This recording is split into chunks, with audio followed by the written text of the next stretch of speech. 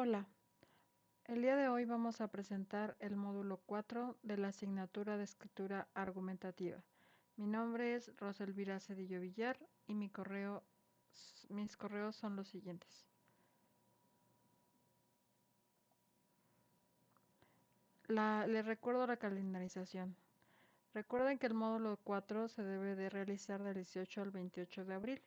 Como límite máximo tenemos la entrega el 11 de mayo. Todas las evaluaciones deben de ser entregadas antes de el 12 de mayo porque la plataforma cierra el 12 de mayo, es decir, el 12 de mayo pues es el último día donde se aceptan trabajos, pero recuerden que el 12 por lo regular se satura la plataforma. El módulo 4 se titula Edición y corrección de textos. En el módulo 1 estuvimos repasando sobre los tipos de argumentos. En el módulo 2 repasamos los tipos de ensayo. En el módulo 3 hablamos sobre método y metodología. Y en el módulo 4 pues ya tenemos construido nuestro primer ensayo del módulo 3 y ahora vamos a analizar cómo se debe de revisar este documento. Entonces tenemos, como ya saben, un medio de difusión adicional, pues mi canal de YouTube, @rosalviraCedillovillar. Recordemos solamente el incidente crítico. En este incidente crítico, pues se plantean algunas preguntas que son útiles, digamos que nosotros las conozcamos, porque de alguna manera guían los temas de discusión que se van a estar viendo a lo largo de este curso. Entonces, en este incidente crítico tiene como marco los objetivos de desarrollo sustentable y entonces se analizan algunas preguntas clave, ¿no? Es decir, en estas preguntas pueden convertirse en un problema de investigación, plantearse en un objetivo específico, en un objetivo general primero y después objetivos específicos. Algunos ejemplos son: ¿es posible alcanzar estándares de desarrollo en los países más avanzados sin aniquilar al planeta? ¿Qué significa desarrollo y quién lo define? ¿Existe un único modelo de desarrollo o hay alternativas? ¿Qué criterios se utilizan para medir el desarrollo y qué indicadores se emplean? ¿Y el desarrollo sostenible es una promesa o una ilusión? Estas preguntas sirven para que nosotros planteemos un tema de investigación y después podamos argumentar en torno a este. Posterior a esto, tenemos que revisar la tarea auténtica. ¿En qué consiste esta tarea auténtica? Primero, tenemos que revisar el contenido del módulo 4. Eh, Previamente vamos a revisar el ensayo realizado en el módulo 3 y entonces, una vez que ya hayan revisado, corregido la ortografía, la coherencia, la hilación y que esté debidamente estructurado su ensayo, pues se envía el archivo para que le dé retroalimentación a sus trabajos y finalmente, una vez que ya les haya enviado retroalimentación, pues se sube en formato de PDF, ¿vale? Bueno, ¿cuáles son los contenidos de este módulo 4? Primero, se debe analizar las características de la escritura: claridad, concisión, sencillez, adaptación, organización del texto, las figuras retóricas, corrección y revisión de textos, acentuación, puntuación, vicios en el uso del lenguaje y formatos. Todos estos elementos son los que se van a revisar a lo largo de los ensayos, bueno, a lo largo del ensayo que ya plantearon, ¿no? Entonces, el primer propósito, pues es que ustedes mejoren justamente su claridad, concisión, sencillez en su redacción o su escritura académica, ¿no? También que puedan revisar, recordar algunas reglas de ortografía y puntuación. Y finalmente, eliminar algunos vicios del lenguaje. Algunos vicios, es decir, a veces utilizamos palabras repetidas, utilizamos muletillas o escribimos tal cual nosotros hablamos y no respetamos la estructura sujeto, verbo, complemento.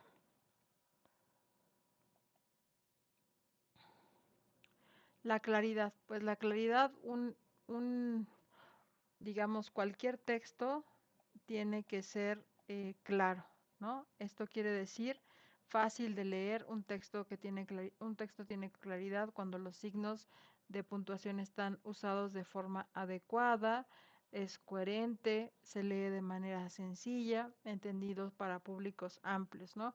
Después tenemos la concisión. La concisión quiere decir no le damos vueltas a las ideas, sino las decimos de forma directa y también no estamos repitiendo argumentos, ¿vale? Entonces todos nuestros argumentos son claros, son sintéticos o concisos y se articulan de forma coherente. Este es el ideal cuando estamos trabajando con un argumento. Entonces, cuando hablamos de concisión, es tratar de revisar si no estamos digamos, repitiendo ideas y también si las estamos conectando de forma adecuada, o sea, si estamos conectando las ideas o los planteamientos de forma adecuada. Después, se debe de, un texto académico debe de buscar pues la sencillez, ¿no? O sea, es mejor que el documento sea de fácil comprensión. Entonces, sencillez se entiende, se emplean palabras de fácil comprensión, no se trata de usar palabras simples o vulgares, sino un lenguaje que sea comprendido por la mayoría de las personas para que se comprenda el mensaje. La adaptación tiene relación directa con la sencillez, busca que las palabras sean adecuadas para que se pueda comprender el mensaje, ¿no? Entonces es importante que la elección de las palabras para que el mensaje llegue a comprenderse.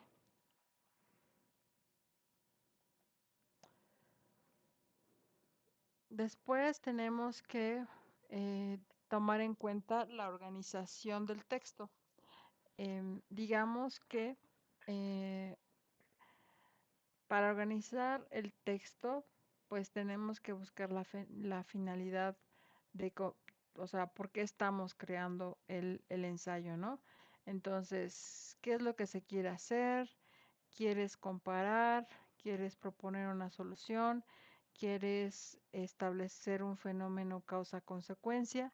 ¿Cuál es la finalidad del trabajo que se está elaborando, ¿no? Y que se está plasmando? Entonces, existen diferentes tipos de ensayo dependiendo lo que queramos nosotros plantear. Uno de los, digamos, una estructura del ensayo es la comparación y contraste, es decir, imagínense que están hablando sobre la situación, por ejemplo, actual de conflicto Israel, entonces lo vamos a comparar con lo que pasó en la época de la posguerra. Entonces, eso es una comparación, un contraste. Problema-solución, se presenta una problemática y al final en las conclusiones, pues la solución a dicha problemática. Pregunta-respuesta, ¿no? Se plantea una pregunta e inmediatamente se da la respuesta o la solución. Después tenemos la estructura causa-consecuencia, ¿no? En esta causa consecuencia, pues se explica un fenómeno a partir de que este es ocasionado por un conjunto de factores y entonces estos, digamos que se afectan, ¿no? Uno es la causa, entonces en consecuencia sucede determinada cuestión, ¿no? Y la secuencia, digamos un ensayo que tiene como finalidad la secuencia, es un ensayo un tanto narrativo que se prioriza, digamos, el hilo conductor es em, los eventos cronológicamente estructurados. Después tenemos algunas figuras retóricas, ¿no? Estas figuras nos sirven para, digamos, darle hilación a nuestro documento. Dentro de estas figuras tenemos la metáfora, se refiere a la identificación de un objeto con otro con el cual tiene semejanza. Em, Comparación o símil, establecer una relación de semejanza entre dos elementos, lo que les decía, ¿no?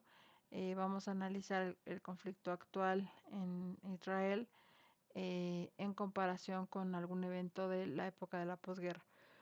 Paradoja se refiere al uso de dos términos que aparentemente son contradictorios, ¿no? Aliteración, se repiten sonidos o sílabas con similares sonidos. Hipérbola se refiere a la exageración de un rasgo o aumento o disminución. En ambos sentidos está exacerbando, ¿no? El hiperbatón se refiere a la alteración del orden lógico de la oración. Sinestesia se atribuye a la sensación, se atribuyen sensaciones a los objetos o bien se aplica una sensación o un sentido que no corresponde. Anáfora se repite una o más palabras al inicio de los versos u oraciones. Metonimia se designa un objeto o idea con el nombre de otro con el que tiene relación de continuidad o cercanía. Finalmente, personificación. A los objetos o a los animales se les atribuyen cualidades humanas, ¿no? Todas estas son figuras retóricas. Normalmente las últimas se utilizan en la literatura, pero lo que más se utiliza en la argumentación académica, se utilizan las metáforas, la comparación, la paradoja y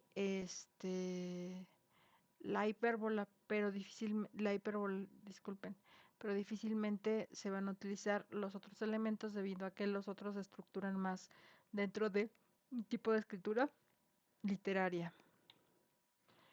La corrección y revisión de textos. Pues acá básicamente lo que tenemos primero es pasar el texto que leímos por una lectura en voz alta, después pasarlo por una corrección de un corrector de textos, enfocándonos a la estructura de las oraciones, sujeto, verbo, complemento, a los signos de puntuación y a la ortografía en cada una de las palabras. Después de esto vamos a buscar por coherencia, ¿no? Entonces, el punto número 1 cuando estemos realizando la, eh, la revisión o la corrección de textos, justamente es revisar la ortografía, ¿no? Los signos, los puntos, las comas, los acentos, las palabras si son agudas, graves o esdrújulas, y que haya una coherencia entre el sujeto y el verbo y el tiempo verbal eh, del ensayo. Si un ensayo se escribe en, en presente, pues todo el ensayo se escribe en presente. Si se escribe en pasado, todo el ensayo se escribe en pasado. Se escribe, pero difícilmente tenemos que estar yendo y viniendo en términos del uso de la narrativa temporal. Porque recuerden que un ensayo, una de las principales cuestiones que deben estar plasmadas en el ensayo es la coherencia. Después tenemos pues la tilde, ¿no? Entonces la tilde, el uso de los acentos, pues puede afectar el significado de las palabras, ¿no? Entonces, por ejemplo, fue una pérdida para América Latina, fue una pérdida para América Latina. Pues ambas oraciones están dando significados distintos y el cambio básicamente es acento o sin acento, ¿no? Es necesario que recuerdes las categorías gramaticales y los pronombres que son los que constituyen a los nombres. Esto quiere decir, por ejemplo, recuerden cuando no queremos repetir, pues tenemos sustitutos él, ella, este, ¿no? Aquel. Otros ejemplos de pronombres, pues están los pronombres personales, los demostrativos, lo que les decía, aquel, aquella, aquello, esos, esa, ese. Indefinidos, algo, alguna, bastante, demasiado, poco, poco, mucho, muchas. Los interrogativos, cuál, cuáles, cuántos, ¿no? Posesivos, mío, tuyo, suya, nuestros.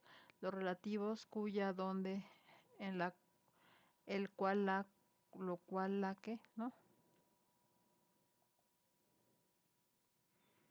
Ahora, en la puntuación, pues básicamente los signos de puntuación más comunes son el punto, la coma, el punto y coma, y los signos de interrogación y de admiración, los paréntesis y el guión. Estos son los más utilizados en la escritura académica. El primero, el punto, ¿no? El punto es un signo que se usa para expresar gráficamente una pausa que marca el fin de la oración. El punto tiene varias funciones. Cuando se encuentra al final de una oración e inmediatamente después inicia otra que se encuentra relacionada con la primera, se llama punto y seguido. Cuando lo colocamos o encontramos al final de un párrafo, se denomina punto y aparte. Cuando se encuentra al final de un texto, se denomina punto final. Después, cuando no debes de usar punto, no se usa cuando hay un signo de interrogación o admiración. Nunca debes poner un punto después de los signos de admiración o interrogación. Nunca pongas punto y aparte en los títulos o subtítulos de tus textos y no pongas punto en los listados. Tampoco, por ejemplo, cuando utilicen viñetas, normalmente en las viñetas tampoco se utilizan puntos. El punto y coma. El punto y coma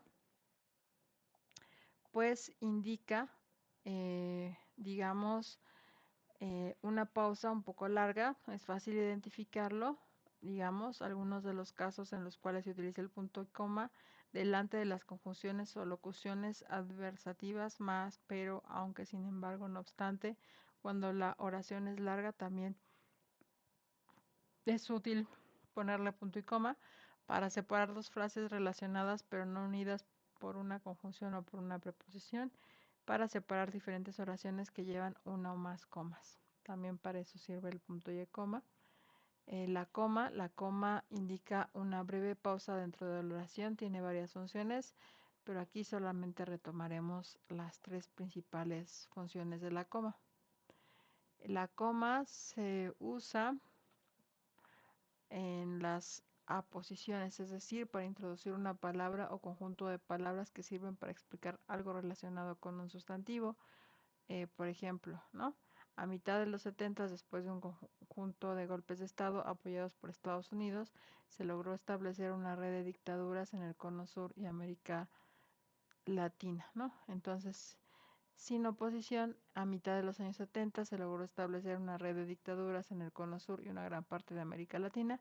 Como pueden ver, aquí la coma es muy útil para poder especificar algunas cuestiones más específicas, ¿no? La coma en la alteración del orden lógico de la oración. Otro uso de la coma es la transposición de un elemento del predicado, es decir, se usa coma cuando un componente del predicado se pone en un lugar que no le corresponde. También la coma se utiliza para enumerar, ¿no?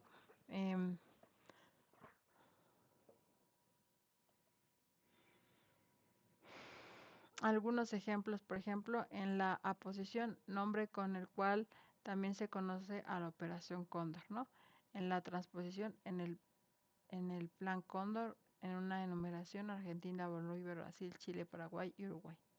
Entonces acá tenemos algunos ejemplos, ¿no? Donde estamos viendo los usos de las comas. Signos de interrogación y admiración.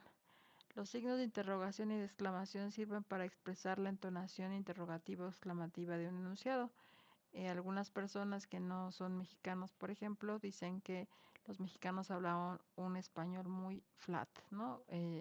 Muy como sin muchos altibajos. Entonces, justo cuando los signos de interrogación y admiración sirven para darle emotividad al lenguaje, ¿no? Saber entonar cuando estás preguntando, cuando estás exclamando. Y acá algunos consejos, ¿no? No ponga signos dobles, solo usa de apertura y otro de cierre. O sea, correcto, incorrecto. Y les da ejemplos. Em,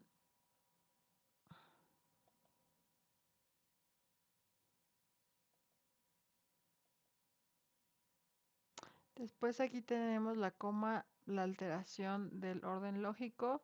Otro uso de la coma es la transposición del elemento del predicado, es decir, se usa como cuando un componente del predicado se pone en un lugar que no le corresponde. Después tenemos la coma de la enumeración, pero esto según yo ya lo habíamos visto. Bueno, ahí están los ejemplos. Signos de interrogación y admiración.